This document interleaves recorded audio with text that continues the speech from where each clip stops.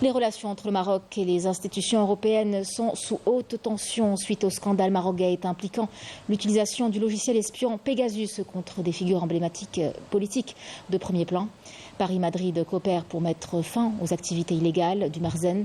La Belgique a également ouvert une enquête sur l'influence marocaine et des échanges ont eu lieu avec des autorités françaises pour coordonner une réponse judiciaire.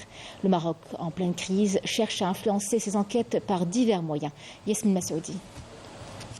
Secoué par les tensions politiques et sociales à l'échelle nationale, le Marzen est éclaboussé par les rebondissements du scandale du Marogate. Un scandale qui ne semble pas avoir dévoilé tous ses secrets et dont les conséquences se poursuivent, notamment sur les relations diplomatiques entre le Marzen et les institutions européennes, notamment le Parlement européen. Ce scandale s'ajoute à celui de l'utilisation par les services secrets marocains du logiciel espion Pegasus contre des milliers de personnes, dont des journalistes, des avocats, des militants et des hauts responsables. En réponse, ces derniers ont décidé de conspirer sur les plans sécuritaires et judiciaires pour tenter de mettre un terme aux agissements mafieux du Marzen.